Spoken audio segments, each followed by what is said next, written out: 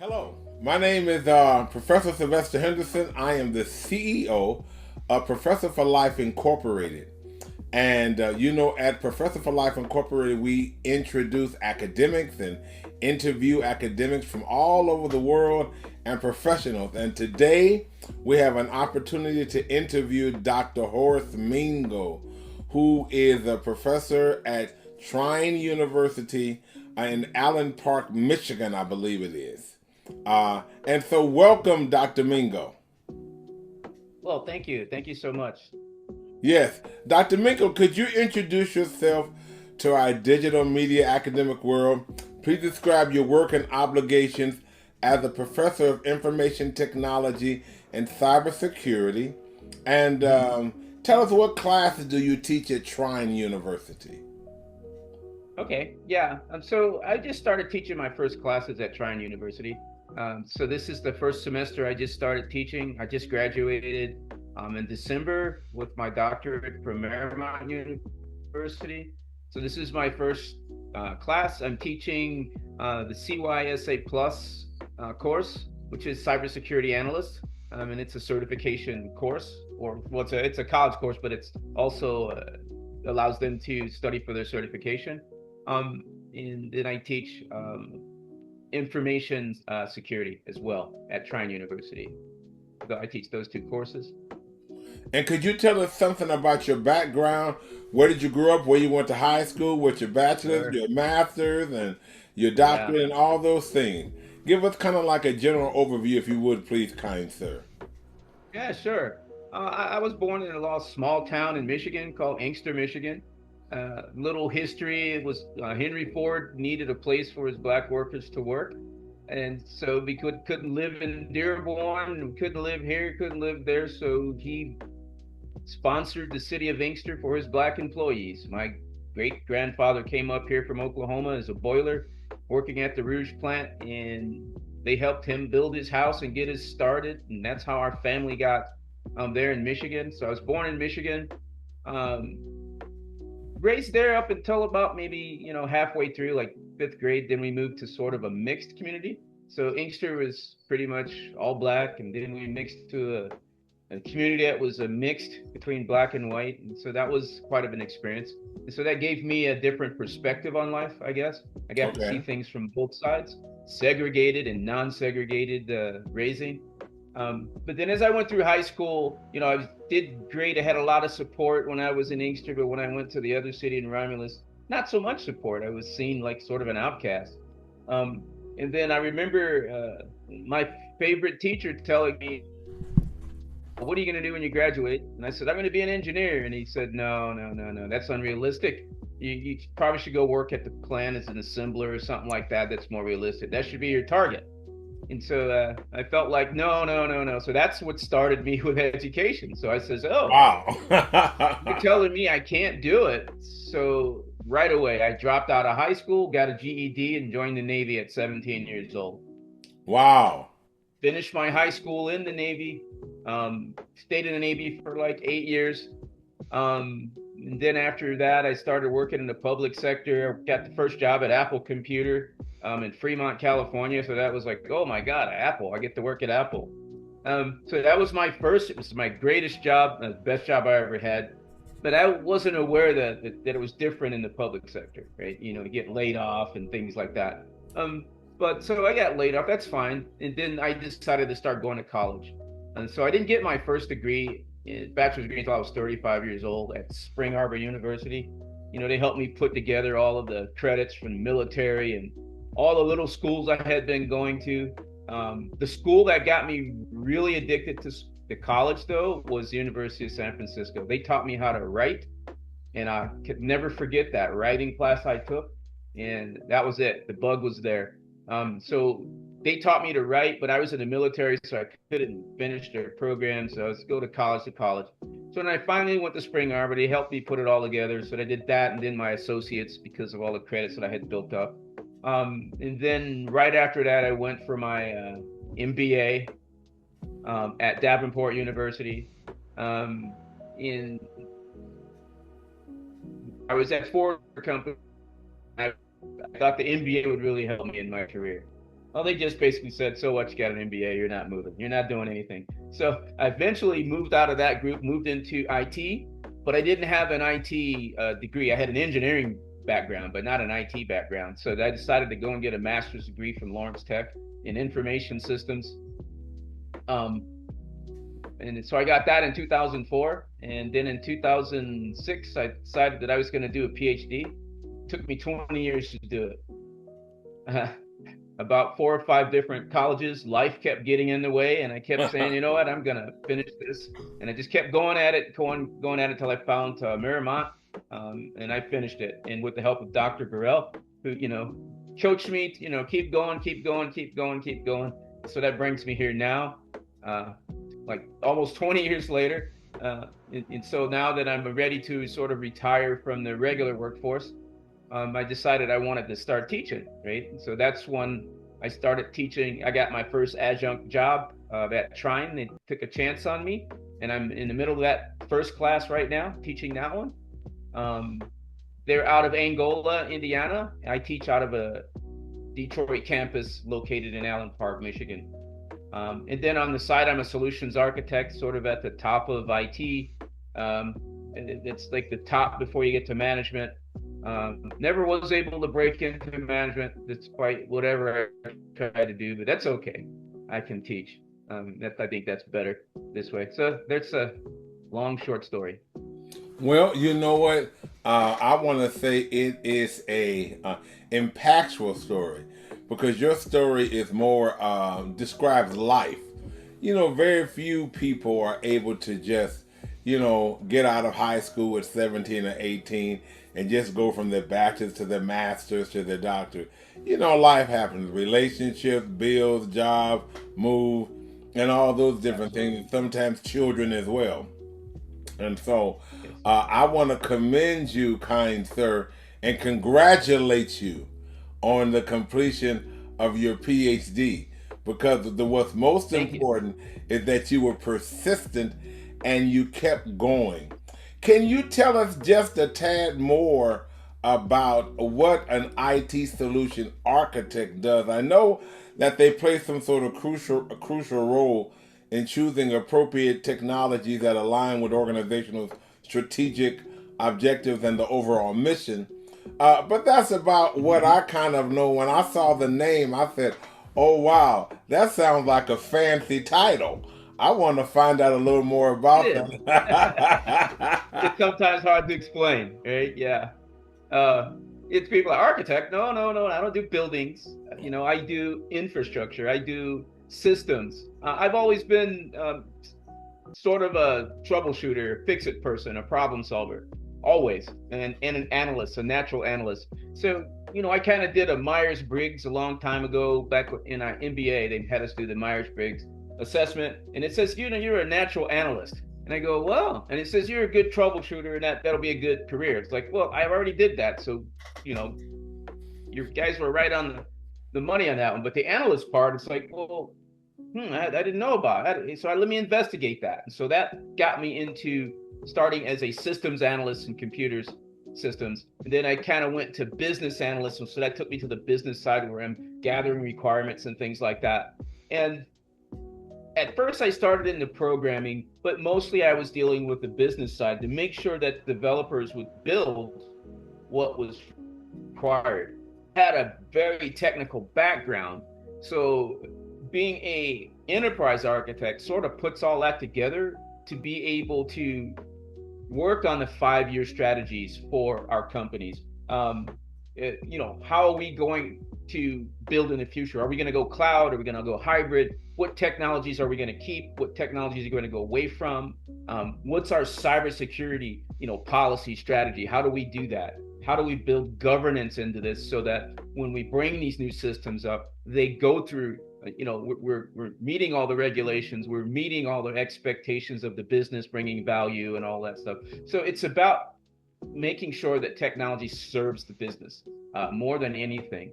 And then on the solution side, so I do both. I mean, enterprise architect is the strategic side, but the solution architect is more that tactical side, where I'm at the solution, I'm pulling the solutions like the business would say, hey, we need a solution. We need to figure out how we're going to do this. This is how we're doing it now. We need a new way to do it. We need to be more efficient. We need to meet these standards. And so I would go out and find those solutions. I would pick the vendors. We would look at the technology. We put teams together. We do, advocate sessions where we all get together, put a bunch of experts in a room, and then basically facilitating that, and then running the solution from start to finish, hiring the project managers, vetting the vendors, making sure that they've met all of the requirements that we need, make sure they're big enough, make sure they can support us. So taking that solution from start to finish and making sure it can be supported at the end. So I have sort of a dual role. It's two distinct jobs, but they just kind of mashed them together these days. So I kind of do both. So I have both titles. Solution architect's a little bit more hands-on. I don't have to do a lot of coding, but I have to be able to judge good code. I need to be able to look at the code and see that there's a problem. I need to be able to troubleshoot it. I need to be able to oversee technical engineering teams. And so the architect is sort of over the engineers, over the design, more of a servant to them to make sure that they get everything that they need, and then make sure that they're meeting the needs of the business. So I'm sort of that liaison in the middle between that. And I am responsible for the overall architecture of the solutions, or the architecture of the infrastructure, how these servers are built, how they talk together, what services may use, together strategically, then tactically on the solution side. Wow, Dr. Mingo, it sounds like you have a pretty auspicious and exciting day, because you seem to go from instruction on one day and then working in business technologies on another day, or maybe at the same time at different hours. Which brings me to my next area. How do you see your concentration, your knowledge in terms of technology and cybersecurity? How does all your information support the concept of higher education? Higher education deals with educating young people, educating people in general. How do you feel that what you've learned and what you share helps support that concept of giving effective higher education? My whole journey has been through higher education. Only way that I worked for Ford Motor Company for like 8 years, and I tried to get that assembly job actually, but I would never get in for some reason. I just didn't have an inside connection. So I educated my way into Ford. After I got my bachelor's degree, I was eligible to be a supervisor. With military experience in bachelor's, that allowed me to be a supervisor of skilled trades. So that's a pretty good way to get in to Ford. It's a fairly highly compensated position. It's pretty rough because supervisor job as a foreman, that's a pretty tough job. But I had to educate my way into there. So for all the jobs that I have been able to get, even in these economies, I started to consult. Consulting now, as a matter of fact, with New York Power Authority in New York. So all these things are online, work from home. Teaching is online from home, asynchronous, so I don't have to engage with my students during this working hours. But I used education to get there. The other way is to do certifications in cybersecurity. Oh, if I get a CISSP, then I automatically get a job because the government requires that certification for a lot of jobs. And that is the path that most people in this profession tend to take. But they're very limited by their scope and what they know. If you didn't have the educational background, there are just things that you only get in college. The socialization, the management skills, the ability to improvise, the ability to deliver when you don't know what you need to deliver. You say, hey, I have a problem, I need to do this. Well, you get that all the time in education, right? You don't know how you're going to do this assignment, but you know it at the end of it. But years and years of academia and working through these problems, working through these projects with in my classes and having to deliver and keep your grades high, that translates into performance in the workplace. And if you're taking that, a lot of people would say, oh, we don't need a degree anymore. And I disagree. I can tell right away, and especially because I'm in IT governance. So I deal with documentation a lot. Um, I used to be a technical writer as well. Remember, University of San Francisco gave me that writing bug. And so when you're looking at someone's writing or documentation, oh, it tells everything. All you got to do is write, and I can tell everything. You can, even if you might think AI will clean that up. No, because I can look at the AI and see if you proofread your AI, because AI has a certain voice, and it may or may not be your voice. So I allow my students full AI, but I say that you must cite that you used AI in that, you know, so I want them to learn to use it, and I want them to be competitive in this environment where you give more credit for certifications than you do for degrees. I think that's flaw. I think that we can see in business, in the service that we get, the quality of things going the opposite way as they turn away from education. The well-roundedness you get, the ability to deal with people across cultures, all of that is irreplaceable. And in this, education is the first place you get it. And so I attribute all of my success to educating my way into success, educating my way above, when we had these high unemployment. Or I would say, okay, I'll do contracts. I'll be consulting. Well, not everyone can do consulting, because when consulting, you don't get any training. You have to go in there and just know what to do. And so how do you do that? If you didn't get that from college, right? I mean, where else are you going to get that? If I work myself up, I'm pretty good about knowing the environment that I worked in. But that only works in that environment. Now, I've worked so many jobs that it's like I've seen it all, right? As well, I've been consulting for a while, so I've probably had more jobs than an army of people. I can't even count how many jobs I've had, but just because I take these consulting gigs, they're sometimes 6 months, sometimes they're a year, sometimes they're 2 years. But I enjoy that, being able to just go into an environment, assess the situation, and deliver performance. And then when I've met their goals, then we don't feel bad about saying goodbye. You don't have to lay me off. The project's done. If we don't have to feel bad about it. We can move on to the next one. So I'm a avid supporter of education, and I want to share that. And that's why I'm shifting to academia, because there is a whole generations that need to be motivated and need to understand beyond the rhetoric that they're hearing now. They're saying, hey, you really don't need to do this. Yes, you do. Because the time will come back around, and then they'll be begging for this education. Right now, maybe there's too many. I don't believe so, but it'll come full circle. So it sounds like, if I can, first of all, support everything that you have said, but it just sounds like you're saying that from your experiences, you believe that your experiences are helping students to develop rational thinking and wise strategic planning and great efforts, in a nutshell. And those are two main elements that really are concepts that should be taught in education. How to think, how to survive, Absolutely. how to think rationally, how to come up with a plan and complete the plan. Who influenced you to want to actually become a professor of technology and cybersecurity?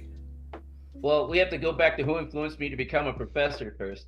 Okay. Um, that's a strange story. Okay. Okay, so television.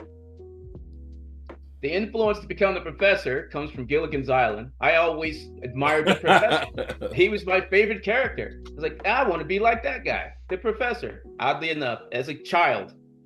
And then the technical side comes from watching Star Trek. And my favorite character was Spock. He was logical, he was technical, he solved problems with logic.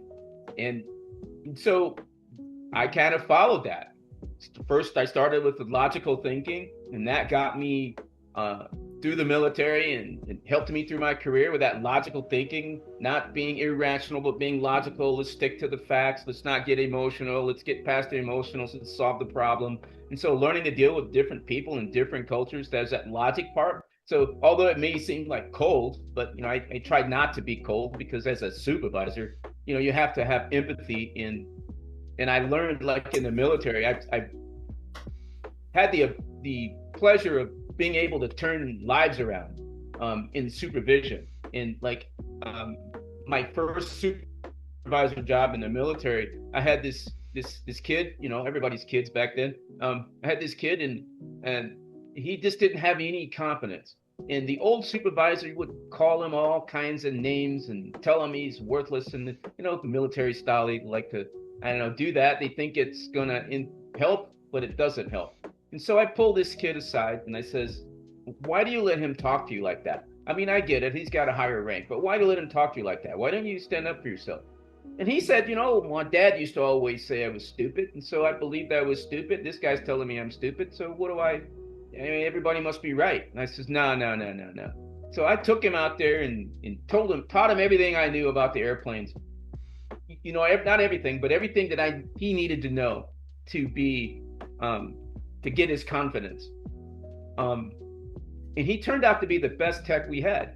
He just needed confidence. And when you see somebody turn around from the shy person that is afraid to lift a screwdriver to being one of your star technicians, in that right there, that was another bug that I got. Like, oh wow, I can change lives. Sometimes you just need to give somebody confidence. And then in academia, sometimes my students might be thinking like, well, is this all necessary? Well, giving them examples of how that translates into your career, how performing in the classroom is going to reflect on how you perform in the workplace. It's going to affect your entire career, your whole attitude. How you are here is how you're going to be there. So let's work on that. Let's work on that self-esteem. Let's get that confidence up. Okay, why didn't you finish this assignment? Let's talk about it. A lot of times it's just fear, can't get started. I just didn't know. Like, well, you know what? The best way to write is to start writing. Just write and start correcting yourself. Write 10 pages, and if you don't like it, rewrite it. And just keep writing and keep rewriting. And pretty soon you won't have to rewrite much, and it'll just flow naturally as you do your confidence. And so, I don't know. That's I guess that's where I got all of my enthusiasm. Wow, that's a wonderful story. So the idea of being a professor really started very early for you in your Yes. your adolescent growth. Can you tell us, well, what do you think are your most significant research accomplishments, and describe? As you worked on your master's and your doctorate, what are some of the research areas that you researched, and what are your most significant ones that you would like to share with our audience? I don't think I'm there yet. I think I'm getting there. So I try to tie cybersecurity to more of the human factors side. I tend to look at, maybe the psychology of cybersecurity, the psychology of an attacker, the psychology of the people that you sort of put in this situation and make them responsible for defending against an attacker that they can't see. That kind of aspect is kind of what I focus on. So I would say that it's unfair for society to put the responsibility on the individual to fight cybersecurity when they're being attacked from not just some kid out there with a laptop. I mean, these are state actors, these are countries, these are businesses. Businesses are attacking you for advertising purposes. And you don't say, oh, that's not a cybersecurity attack. It's a marketing attack that's modeled on a cyber attack. They're selling you things in trying to raise awareness to that. It's not a coincidence that you're driving in your car and you say, I could, I kind of have a taste for pizza. And then all of a sudden you see advertisements for pizza because the GPS is actually tracking your voice inside your vehicle. Whether you pay for OnStar or not, you're being tracked in that vehicle if you have a new vehicle. And they're not violating your privacy because they're not collecting any of your personal information. They're collecting data about you, metadata. So trying to bring that awareness. I don't need to know your name. I find what car you drive. There's a device ID for that. There's a device ID for phone. There's IDs for your internet service, your address, your house. And so they don't need to know who you are. They just know what you are, and they target you based on that. They target you based on demographics and metadata. And so that's probably my area that I want to bring more awareness to, because that is a cash cow for a lot of industries. Industries do crime as a service these days. And it's really against the population. And it's some of these low-level attacks are the ones that hurt the most. We hear about the data breaches and things like that when somebody gets the company data. Yeah, okay, but what about what they use that data for? They're probably not always using that data to attack the company. They're using that data to attack the people, the data set. Your information is worth a lot of money, and it gets sold over and over and over again. And I had a situation where I worked for a marketing company, and I saw one of their campaigns, and I understood from there, it was the light that this is what probably started it all. You go in a casino. I used to work in Las Vegas. You go to a casino, you see a card, there's a raffle. And I go, wow, so they want you to fill out the card and put it in the box. Somebody's going to win this car. And, I lived there. So I go, this car has been here for a long time. When are they going to actually raffle out the car? Well, it's not about the car. It's not about the raffle. It's about collecting your personal information in that box and selling it a quarter at a time, $1 at a time, and it gets sold and resold and resold. And when you ever get a phone call and then you go hello and it just silence and then it hangs up. They just verified your phone number is an active number. And they get paid for that. They didn't want to talk to you. It was an active number. And so all of these that was a hack. You were just hacked. You didn't realize it, but all these little attacks, and then all these things get put together, and then it begins a campaign to manipulate society. It becomes, one of my topics was social engineering, but I don't see social engineering the way that everyone else does. I don't see it the way that cybersecurity does. I don't see it the way that it's being taught. So I see it as an area that I want to open up and saying social engineering is about controlling population. It's not just about getting you on a link.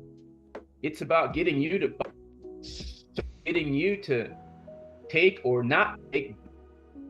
It's about getting you to vote a certain way. It's about making you feel guilty in ways that they should not. So it's, for instance, I'll use a little bit of a political thing, but not a lot. But say a Republican attacks a Democrat, then it's an attack against Black people. No, it's an attack between these two people, and people hide behind us as a shield. Oh, it's a Black issue, and then that'll stop them. Well, stop using us as the issue. It's your policies. So things like that. That's a type of social engineering. Then it goes the other way. Well, if the Republicans say it, they're against us. They hate Black people. It's not a black and white issue, but making it that is another form of social engineering. Making people think what they think so that you can sway their vote. So these are the kinds of, I consider that cybersecurity. I consider that part of it. I consider that social engineering to be a public problem that needs to be addressed, because we don't have protection against that sort of an attack. Wow. You know what? You just talked about a lot of experiences that I partake in every day, where I get calls and, just various messages, and it's like I don't even know who these people are. And I never really thought about it, that your number has just been hacked. So I'm glad you brought it. Data. I'm glad that you brought it to my attention. Dr. Mingo, can you kind of share quickly, what are some of the challenges that you feel that you faced as a man in the higher educational system, as a man of color, do you think that you faced any issues, or Sure. at this time, not necessarily? Yeah, absolutely. It's a reality. Um, Absolutely.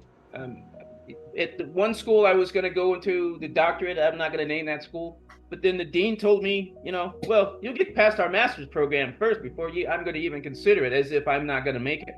And it was like a dig against me. And so I didn't pursue my doctorate at that school because of that. Um, and you get that from professors all the time, where they would grade you differently. Um, Me growing up in a multicultural environment, the second half of my life, so I got to see things from a different perspective. I got to see things from the black world, and I got to see things from the white world. And so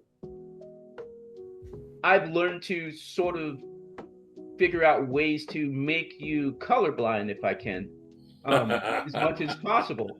And so I would try to steer away from these things. So it's a fact of life. So in the one sense, we are attacked and persecuted for our skin color, but at the same time, we are a protected people. When I look out in the world and I see what they're doing to other races of people in other parts of the world, that some have color and some don't have color. We can always look at what happens in Africa, but we can look all over the world. We can look in Haiti, we can look in South America, we can look in Palestine, we can look at the Ukraine.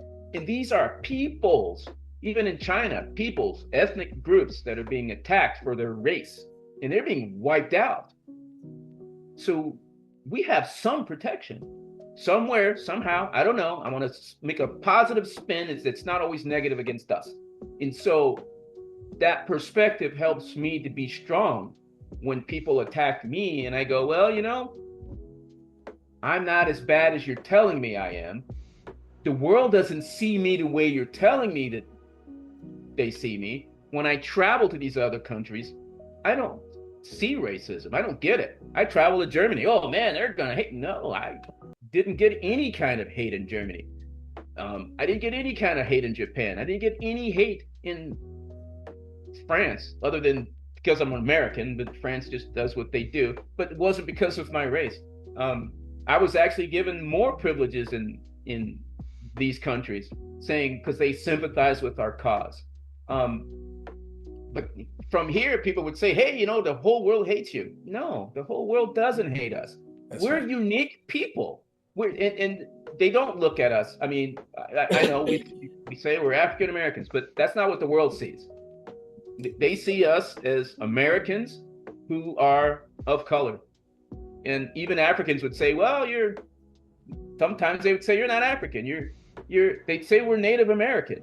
I'm like, well, yeah, we all have Native American grandparents and all that stuff that we talked about. But, we couldn't claim that because, if you claim that, you'd be stuck on a reservation somewhere. So either you go to the ghetto or you go to the reservation. So the dark ones went to the ghetto and light-skinned ones went to the reservation. So they divide us that way. But, so we are unique.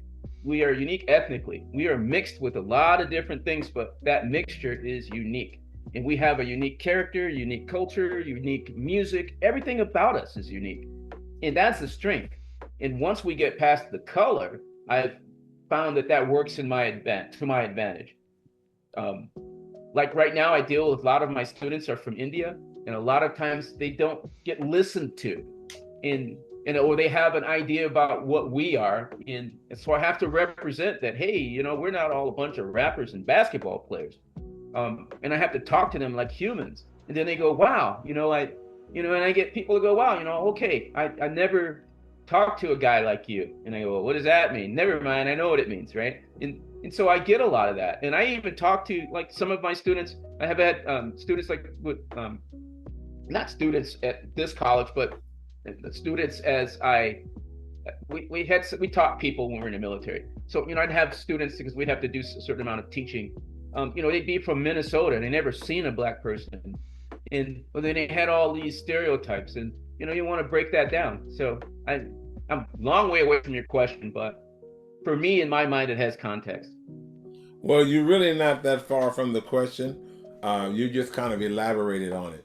I appreciate you basically saying that in many cases, racism is a fact of life, but everything is not racist.